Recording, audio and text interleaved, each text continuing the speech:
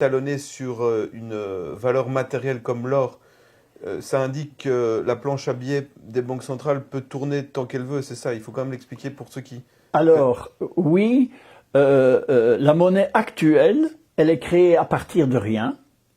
La banque dit, voilà, il y a 1 million d'euros pour vous, mais vous allez payer pendant 30 ans. Donc, le client, lui, il paye. Et la banque crée l'argent à partir de rien. Ça, c'est un système qui, pour finir, pompe l'argent du citoyen. Les banques centrales, le système de banque centrale créé par les Américains est un système qui pompe.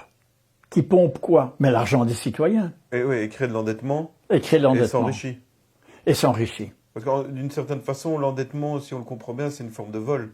C'est une forme de vol poli, policé, et présenté comme normal. There is no alternative. Il n'y a pas d'alternative. Donc on va vous voler, mais légalement. Et les Russes, quelque part, arrêtent ce système, appuyés par les Chinois et les Indiens, et un nombre croissant d'États dans le monde. Donc, quelque part, c'est un petit peu comme la guerre en Ukraine, on commence à se rendre compte que l'Occident a perdu la main.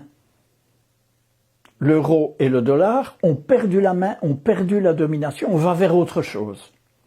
Alors on sait, Marc Leux, que d'autres ont voulu le faire, comme Kadhafi. Alors, précaution oratoire évidemment, l'idée n'est pas ici de dire qu'on est pour ou contre Kadhafi, mais Kadhafi en tant qu'homme d'État a voulu faire une monnaie panafricaine.